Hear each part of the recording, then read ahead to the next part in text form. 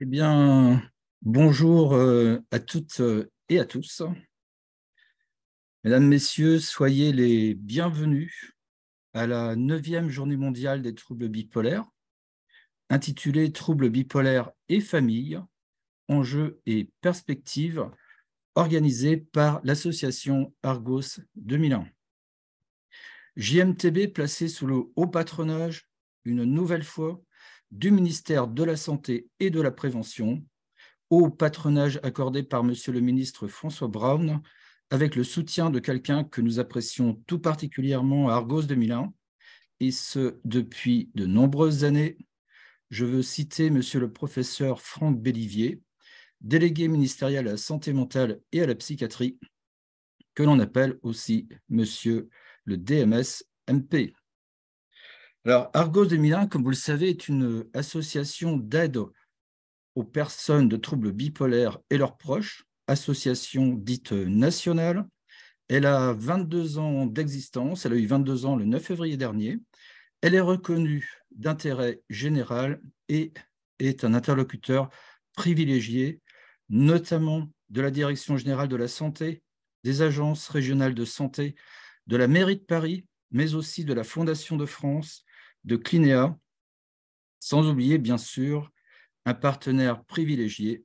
Je veux parler de la Fondation fondamentale, qui est une fondation de coopération scientifique dans le domaine des maladies mentales, qui est dirigée par la professeure Marion Leboyer, qui est responsable du pôle de psychiatrie des hôpitaux universitaires Henri Mondor, fondation qui a été créée en 2007, dont Argos 2001 est partenaire depuis cette même année.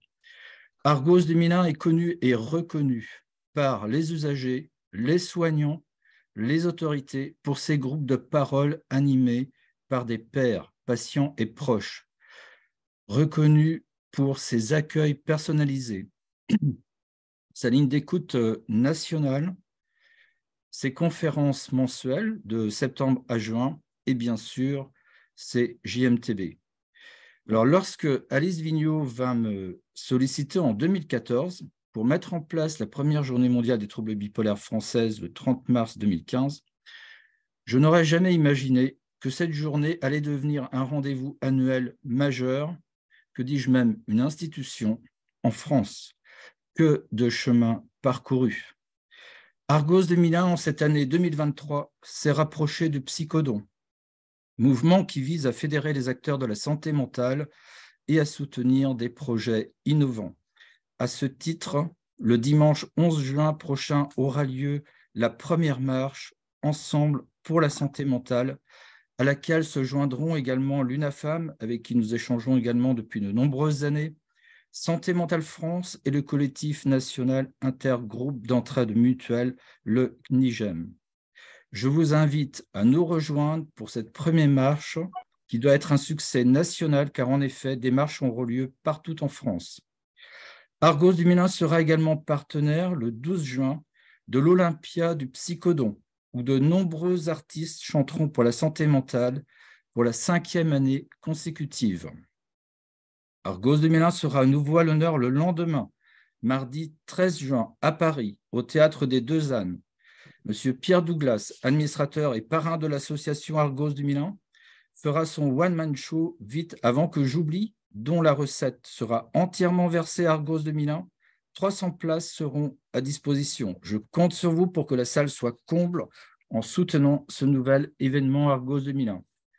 Argos 2001 sera aussi présente le mercredi 13 avril à la Défense, au ministère de la Transition écologique et de la cohésion des territoires, où elle sera partenaire de l'événement Troubles bipolaires en milieu professionnel, mieux comprendre et soutenir les agents concernés.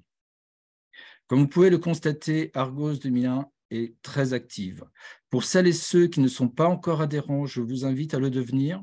Argos 2001 a besoin de votre adhésion, au sens où vous appréciez nos activités, nos valeurs. Argos 2001 a besoin de vos adhésions, de vos dons, pour pouvoir continuer à apporter son aide aux patients et aux proches gratuitement sur tout le territoire. Nous avons le sentiment, Argos 2001, d'être utile à travers nos activités quotidiennes partout en France, qu'elles aient lieu en présentiel, en visioconférence ou en webinaire comme aujourd'hui. Nous avons beaucoup de projets et d'enthousiasme. Comme je l'ai annoncé lors de mon interview sur la radio Vivre FM le 21 mars dernier, Argos 2001 a lancé un appel à dons. Pour donner, c'est facile. Vous vous rendez sur notre site internet argos2001.net. Étant donné que l'association est reconnue d'intérêt général, un don, par exemple, de 50 € revient seulement à 17 €. À 9h30, je vais devoir m'absenter un petit moment pour rejoindre la conférence de presse de la Fondation fondamentale à l'occasion de l'actualisation du livre numérique « Troubles bipolaires, quelle avancée de la recherche française ». En attendant, je nous souhaite une excellente journée. À la fin de celle-ci, vous recevrez un questionnaire de satisfaction. N'hésitez pas à nous faire part de vos retours, à nous proposer des thèmes que vous souhaiteriez voir traités dans les années à venir. Nous pouvons tout à fait progresser ensemble. Je vais passer la parole à notre chef de projet JMTB 2023, Madame Eliane Melon, également responsable des relations avec le monde médical au sein de l'association Argos 2001. Eliane, c'est à toi. Bonjour.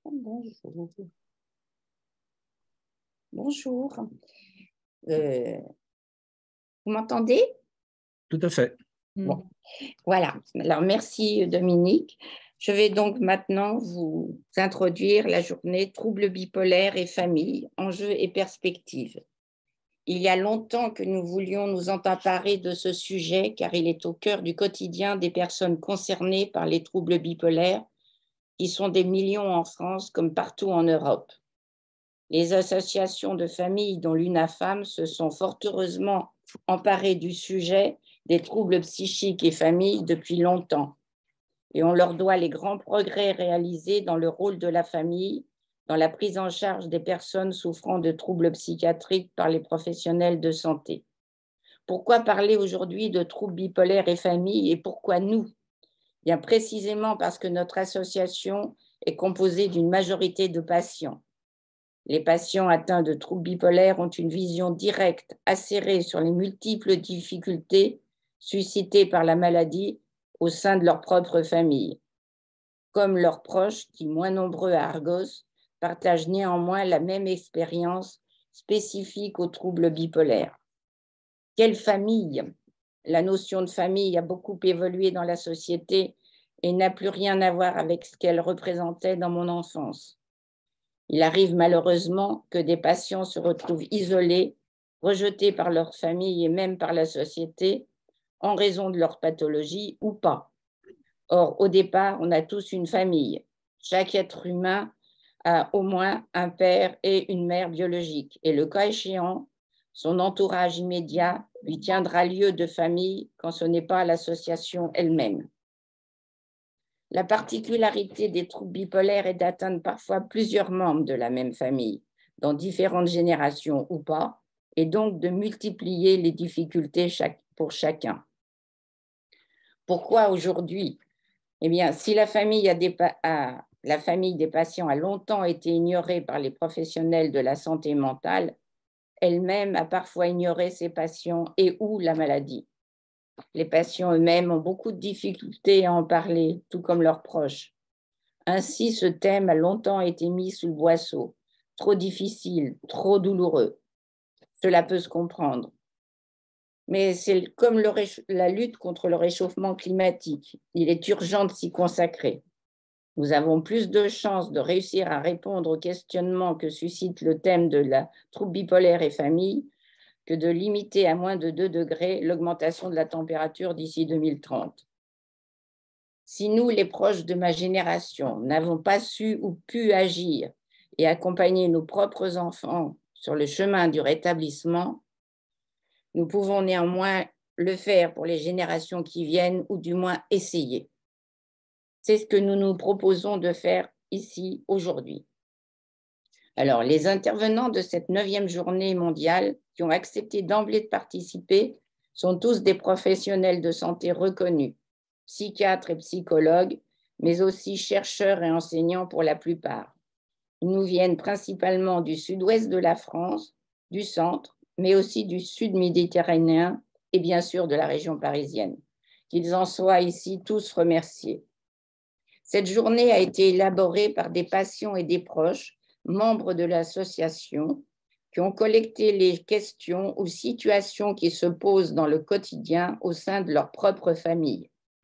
Nous avons colligé ainsi nombre de questions en provenance de patients et ou de proches.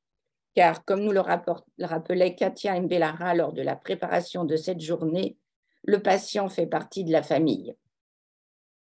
La réflexion du groupe en charge de cette journée a été enrichie par les questionnements de personnes extérieures concernées qui nous les ont adressés soit par mail, soit lors d'entretiens téléphoniques ou accueil personnalisé ou encore lors des groupes de parole. Nous avons transmis ces questions à chaque conférencier concerné. Chacun d'entre eux a donc construit son intervention dans l'objectif de coller au plus près de ce que vivent les patients et leurs proches et d'apporter ainsi son expertise. À la fin de l'exposé de chaque intervenant, un ou deux animateurs poseront les questions que vous aurez écrites en direct via le système QR en fonction du temps qui restera disponible.